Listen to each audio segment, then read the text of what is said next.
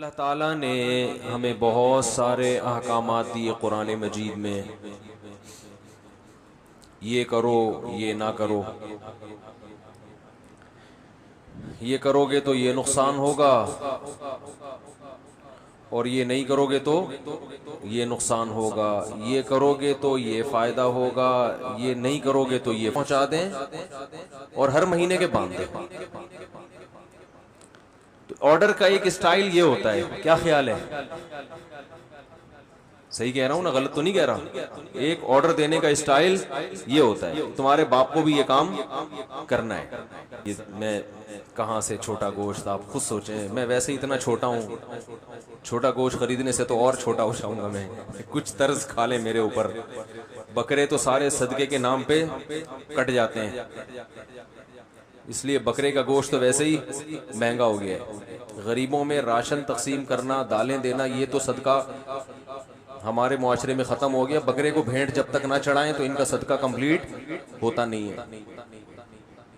सदके के बकरे के ये रेट हैं, नॉर्मल बकरे के ये रेट हैं। फिर वो सदके का बकरा इतना छोटा, इतना मरियल, वो खुद बेचारा वाजिबुत तसद्दुक होता है कि इसके ऊपर सदका किया जाए। मैं तो जब भी गुजरता हूँ ना, पिंजरे में बकरे बंद होते हैं, मैं साथियों से कहता हूँ यार मेरी तरफ से 5 रुपए का लूसन इसको खिला देना यार। तो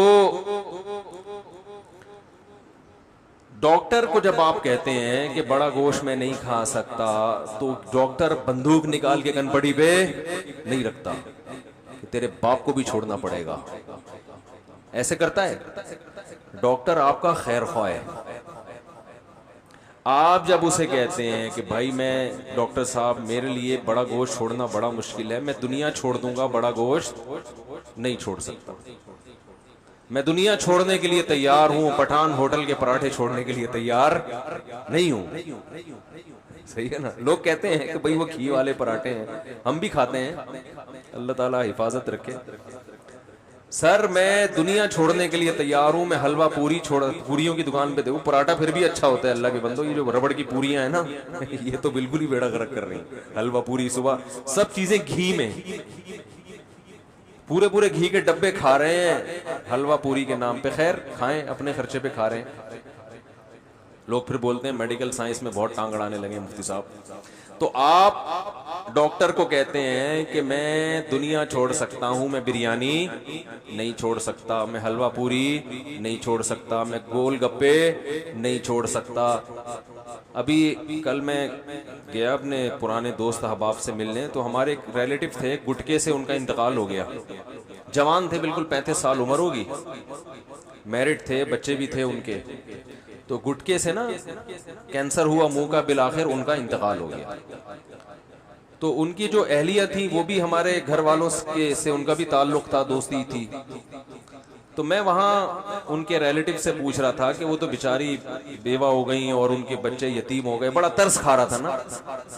तो गुटखा कैसी खतरनाक चीज है, यूं कह रहा था मैं। तो उन्होंने कहा कि इनकी जो बेवा है ना, वो मैयत पे जब रो रही थी तो उनके मुंह में भी गुटखा था। क्या स्टाइल है भाई। यानी शौहर का इंतकाल, डॉक्टर आपको मोटिवेट करेगा कि देखो ये तुम कह रहे हो ना कि खा के मर जाना ये बेहतर है भूखा रह के जिंदा रहने से, ये सब डायलॉग हैं।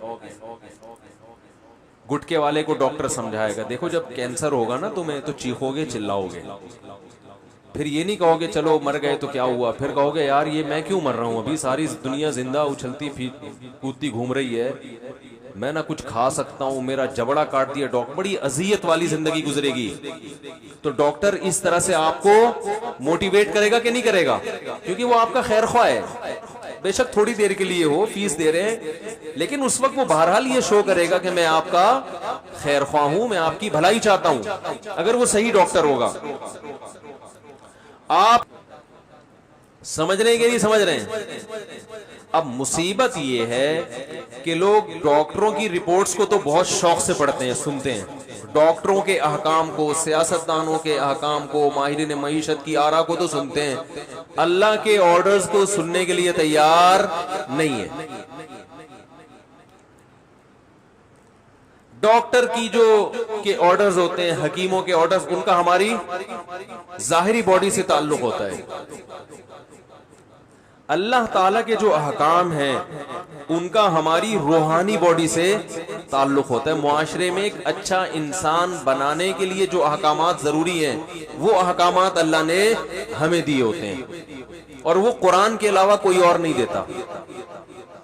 तो मैं ये अर्ज कर रहा था कि अल्लाह ताला के जो अहकामात हैं ना, अल्लाह ने जो हमें ऑर्डर्स दिए हैं, अल्लाह ने जो हमें अहकामात दिए हैं, वो जल्लाद बन के नहीं दिए। हर हुक्म में अल्लाह बसा औकात हिकमतें बयान करते हैं। जो मैंने आयत पढ़ी, फरमाया कि अल्लाह पे एतमाद करो, तवक्कुल करो, उसका फायदा ये होगा अल्लाह तुम्हें काफी हो जाएगा। वयरज़ुक़हु मिन हैसु ला यहतसिब, तुम्हें ऐसी जगह से रोजी देगा जहां से तुम्हारा गुमान नहीं होगा।